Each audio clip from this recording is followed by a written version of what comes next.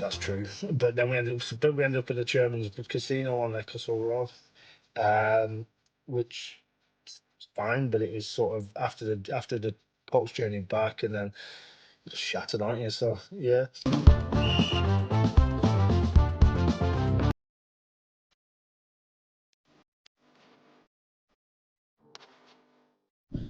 Hello and welcome to this week's edition of All Wednesday. We've got a man who, if you're of my age, is a little bit of a legend. Won promotion with Sheffield Wednesday. David Lucas, how are you doing? You're not currently in the country, are you? Have a swanning off on holiday in Prague? Not really a holiday, I suppose. No, yeah, just uh over here for a day or so. So yeah, ready to go back home, to be honest. Yeah, yeah, I can Only imagine. joking. Only joking. A Yeah. lovely city. Enjoy my time here. Excellent, excellent. We'll get straight into it because, like I said, if you're of my age, I was 15 when that promotion season happened.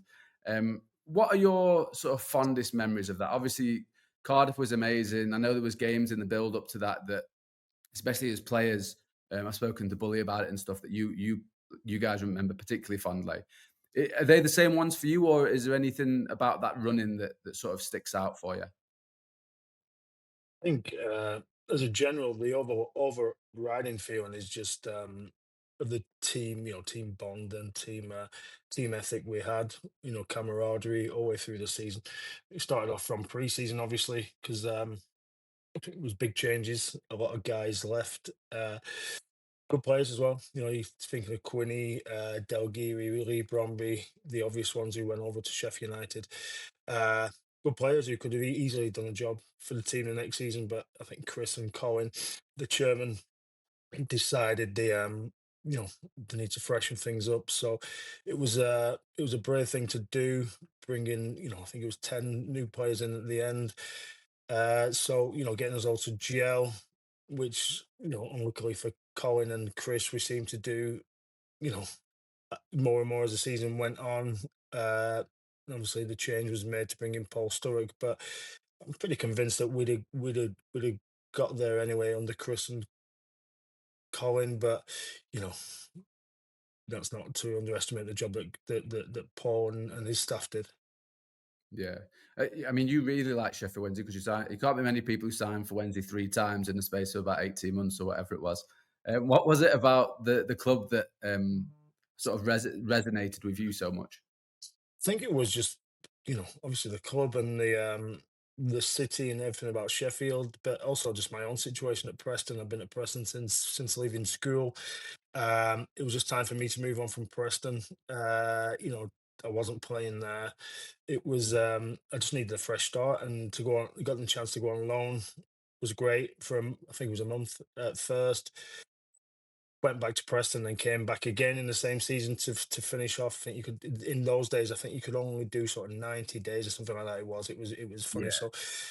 So finished off the time I could be on loan, and then obviously Chris made it pretty clear to me that he was going to try and sign me in the summer, which dragged on a little bit, but that's what happened in the end. Yeah. You mentioned there about sort of Chris signing you and the way things were going under Chris. What was it like for you guys when Chris went and Paul was brought in? Obviously, Chris is a legend at Wednesday anyway. Paul Sturrock now is as well. Like when that happened, you mentioned there that you think you would have done it anyway. Was it difficult to take? Obviously, it went well under Paul in the end, but that crossover, was that quite a difficult period? But you get used to it as a footballer. You're quite robust. Mm, I think most people would have witnessed or sorry experienced changes in managers from time to time. But we honestly felt we'd let Chris and Colin down as you can imagine because we were close. He was a really easy person to play for. He was you know he wasn't a shouter on ball. He would talk to you. He would try and get the best out of you in those sorts of ways where Paul was a bit sterner, but to be honest, when we got used to the gaffer, Paul Sturrock, we realised his bark was worse than his bite, and he was, as most people want the best for the team, and whatever it takes to get you where you need to go. yeah, I mean, listening to Graham Coughlin talking about about Paul, and he was a little bit unorthodox, right, in some of his ways. Yeah, again, it seems like a million years ago now, but yeah, he wouldn't be scared of doing something a bit out of the box. I think it was before the whole game. Was it the whole game? Yeah, I think it was the whole game, which we just needed a point or 3 points to get over the line to make sure we were in the playoffs. I'm sure my memory is we didn't train on the Friday. We had a couple of beers and something to eat randomly, so or a version of that. Yeah. But I wasn't playing at the time. That's when you spoke about any stories or games that stand out towards the end of the season. I injured my knee against Blackpool. Had a pretty routine just clear out of the knee. So I only got back in for the playoffs. I only put my first game back was the playoff semi-final. So not Mm. ideal, but I said managed to do okay, and we got through to Cardiff. Yeah, those playoff semis were a bit special, weren't they? The way that they sort of played out. Yeah, it was fantastic. Like one of my favorite memories of my career was probably pre-game at the Hillsborough, Brentford pre-game, early game. Just a sunny night in Sheffield's early summer night. Mm. Packed out Hillsborough. It's stuff that not a lot of people get to experience. We never took playing at Hillsborough for granted. We always took it as an honour, and which obviously it is. But we felt that we were really tuned in with the crowd. They understood we were given 100%, and we felt like we had a good connection with the fans. Yeah. What was that group like? You spoke earlier about the camaraderie amid the group, and it always felt from the outside looking in that it was just a really good group of blokes. And was that what it sort of constantly felt like within that sort of period? Yeah, I think as well. A lot of us were living away in Sheffield. We weren't obviously from Sheffield. We Mm. were even the ones of us who had wives and stuff. We at the beginning in pre-season we sort of came together and lived together for a while, and especially me, Bully, Glenn Whelan, and JP. We all lived together just off Ecclesall Road for a few months before obviously our wives came down, so or came over. So it was a bit of that as well. Even me, I think I was 26, 27. I'd been at Preston all my football life, so this was the first Mm. change, really big change. So even that was new for me. So we were just like guys in the same boat, and came together and had to sort of build ourselves into a team. Yeah. I'm sure you're all very well behaved, just living off Ecky Road as well. Weren't too bad because at the time I just got married. My wife was pregnant, so I was hopscotching, hip hopping, whatever. Back to Preston is pretty much after at weekends and stuff, and on Tuesdays after training, I was getting myself back over to Preston before I think my wife eventually moved over around in the new year. So yeah, so wasn't doing as much partying in Sheffield as as you might think. Fair enough. Fair enough. I did want to ask with that, yeah, when you're involved in a promotion season, there's often a game where maybe not the best performance or the best result, but it's one game when you go, yeah, we're going to do this.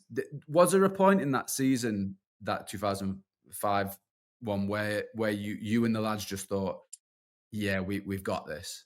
I remember I think we played Luton away. They were obviously at the right top of the league. We drew 1-1 away at Luton. I remember the boss saying, I can't remember exact words, but the sort of words were, "You've got something here. I mean, we've got something, or you'll be all right, you lot." And that was pretty much as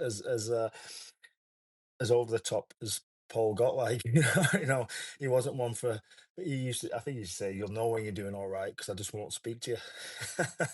so, so things like that. So obviously, yeah, remember he said something like, "We'll be all right this season," or "You guys have," it wasn't over the top, but it was just something. And for him to say it was like, yeah, just something. We've got something going here. Yeah. And how much of obviously it's a bit of a cliche, but how much of a role do the fans play in, when you're trying to get that little bit extra to get over the line? I imagine Hillsborough when it's rocking, it must make a big difference. I mean, I've seen it happen myself. Yeah, Hillsborough, but also the away end just packed out every Mm. single week. Wherever we went, you know, at some away grounds, we'd have more fans than the home team. So just knowing you had that constant backing, which to be fair, because we were in around the playoffs all the season, obviously. So they had something to sort of cling on to, but we just felt they were behind us all the time. Yeah. I think there's a lot to be said for that. The group that you were in, there was a lot of fight, a lot of battlers, a lot of characters in that side. But there were a lot of good footballers as well, wasn't there? Players who technically very gifted. Of course, yeah, and obviously you got Glenn and Bronte to name but two who went on, to play in the Premier League. But JP obviously, Quinny, really good, addition later on in the season. But I think we had some good young lads as well who just it was just a good complementary group. Rocky came in as well quite late. I won't call him a technician to be honest, but he won't mind me saying that. But yeah, no, I think we just covered all bases really. I think we were just a good solid team, and we had guys who come off the bench as well. Hammy as well, who's just stepping into management as well at Rotherham. So I think we had a good all round squad. Yeah, no, it was really fun to be part of. I remember, like I say, I was 15 at the time, and it was just a really fun group to watch and to follow.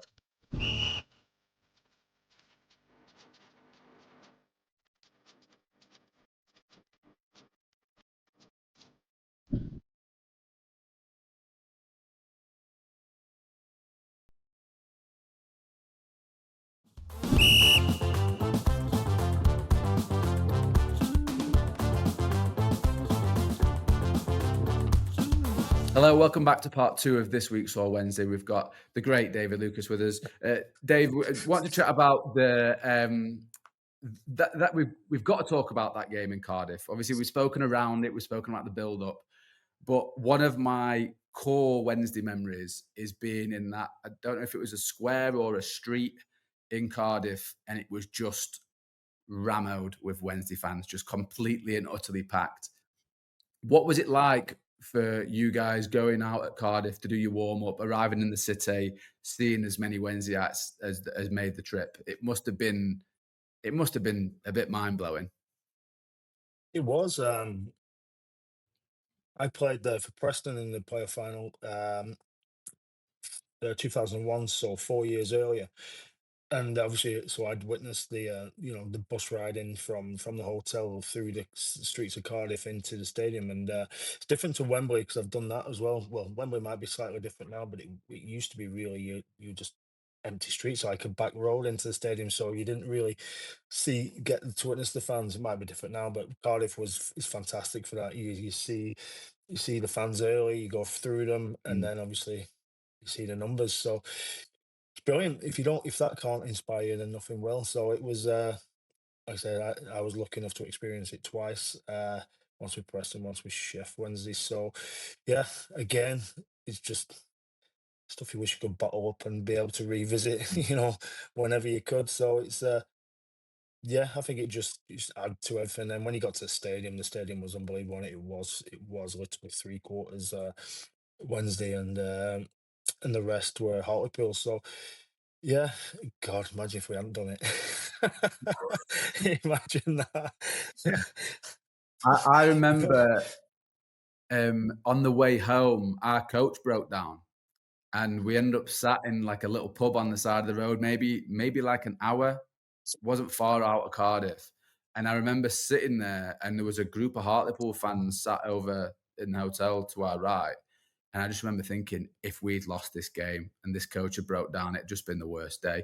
But the coach breaking down kind of added to it because we'd won. It Yeah, didn't really make sense anymore. dead But honestly. yeah, it Yeah, really, that's all that matters. And at the end of the day, that's all that matters. Getting over the line. I just remember my only real memory from the game is I remember thinking, because obviously we got it to extra time, the other man sent off, just thinking to myself, just concentrate now because you might not see much of the ball. Just be ready Yeah, you know, if something you might just have, you know, which you would anyway. But I just been thinking, you know, you might not see much of the ball here, so just support the lads. So it's it's good good when that. Glenn scored. Geez. But then obviously the big relief was when Drew went round the goalie and stuck it in. But yeah, Yeah, that's something that I watch. Probably watch it usually around this time of year to be fair, coming up because you get yeah. reminded. I get reminded of the Preston playoffs that I played in, and obviously the Sheffield and the Swindon one later on in my career. So it's this time of year the videos start popping back up on YouTube and stuff like that, or on Twitter or X. So yeah, so you get reminded of it, which you know you don't mind getting reminded of Drew's goal and the celebrations at all. Yeah, when I've spoken to Drew about it before, he said his only thought when he went round the keeper was, "Please don't miss now." He was thinking when he was funny one, Drew. He was a scholar. I think he was a scholar, but he was also like a student or something. I think he was like all still studying. So Mm, I say my memory of it was that he didn't train with us all the time because he was still doing his studies. So, but he was a well, he was a good find. Wasn't he? He was a good find because reminded me a bit of Michael Owen. One he was just once he got away from him, no one would catch him. yeah, rapid, rapid. Was that your sense as well? You know, when that one went in, was it just a case of we've done it now? Like you can relax. Yeah, definitely. Like I said, because you knew they weren't coming back because extra time was just one way traffic. We just had the ball. They were Mm, obviously knackered, down to 10 men. Um, but yeah, because on the celebrations, there's a bit of a pile on, and obviously someone grabs Drew and they jump on him, and then I appear about a minute later, trudged up from the edge of the box. But also, yeah, like I said, just thinking back there, just brilliant, just relief, just full relief, and then, like I said, celebrating. Just big. To be fair, we couldn't celebrate that much actually because you get to the playoff final, you know you're back in 4 weeks or whatever. You know you're not looking at 6 7 weeks off. You're yeah, back in 4 weeks, so there's not a lot of time to take it in and to enjoy it. You just have to sort of enjoy the moment and move on, I suppose. yeah. You did enjoy that day and that night, though, right? I think Yeah, we I went. seem to recall the story of Paul Eckenbottom running down the motorway with the playoff final trophy. Yep. You get these Paul Eckenbottom, Graham Alexander, one of my good pals as well. Now managers, strict managers who used to be the ones who used to bend the rules the most as players, and the Yeah, ones who are, you know, strict managers. But suppose that's what it takes. But yeah, the only disappointing thing was, so we got beaten in the playoff final for Preston 2001, but we stayed over at the Vale Glamorgan Hotel and we had a party because that Preston team had got promoted from the league below and then nearly got straight up to the Premier League. So we deserve some sort of recognition for that. So we stayed over at a party there and then something else at Deepdale. At Chef Wednesday we didn't. I think that we were mm, due to have a party at Hillsborough, but I think the line was that the fans had found out about it or something like this, so the police put an end to it. Don't know if that's true, but then we ended up at the Chairman's Casino on Ecclesall Road, um, mm. which was fine, but it was sort of after the coach journey back, and then just Yeah, everyone's a shattered, bit aren't you? knackered So after it. yeah, Yeah. but I went actually that the old casino is now a bar that I went into last year in Sheffield when Mm, we played a charity. It's nice, it's yeah, like a big sports bar. yeah. Like, It's fantastic, yeah. Don't know what it's called, uh, but it's nice. is it Wildcard? Is it that one? Is it? Yeah, yeah, it might be that one. Yeah, Uh, sounds like yeah, it's um, good, brilliant place.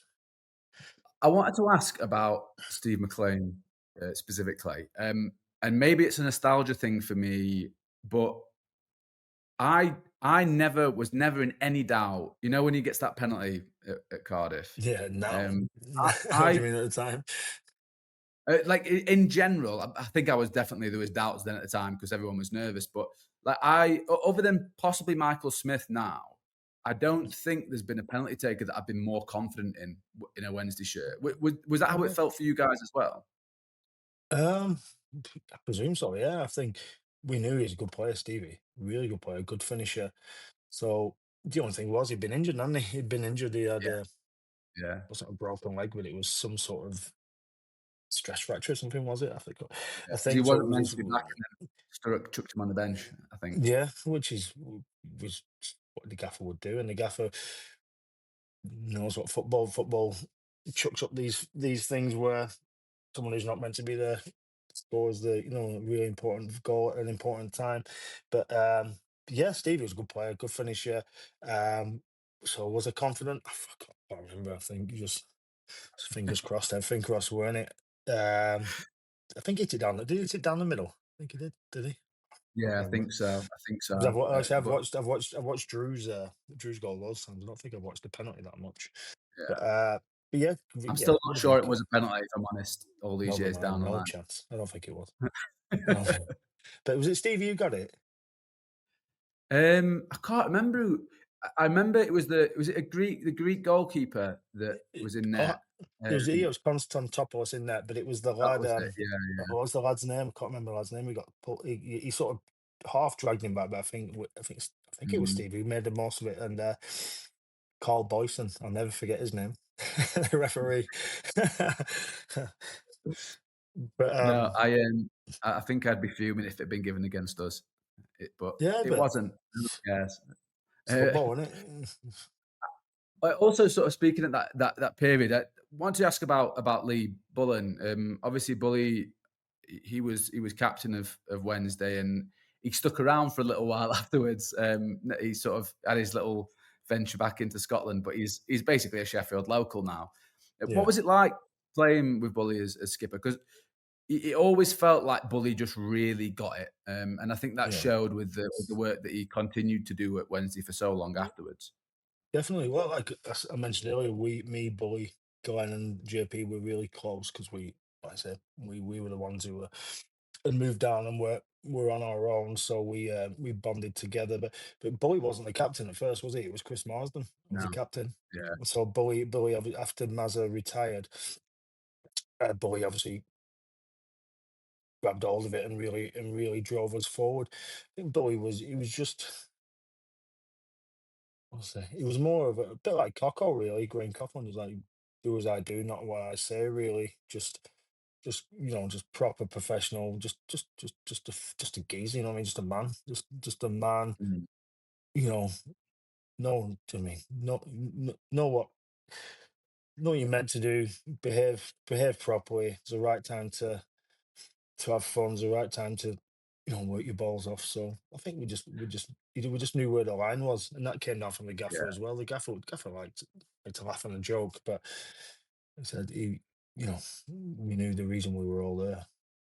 Yeah. And just lastly, before we finish up, I imagine I'll know which game it was from, but is there if you could relive one moment from your Sheffield Wednesday career, which moment would it be? Well, you'd be thinking it'd be Drew's goal without a doubt. Uh, Without a doubt, it's just like I say, it's pretty much the only one I really look back and watch. So, and it's the one that just meant with just a good feeling, I'd been promoted a couple of times with Preston, um, but to actually be bought by Sheffield Wednesday to come and do a job, and to that job was get promotion.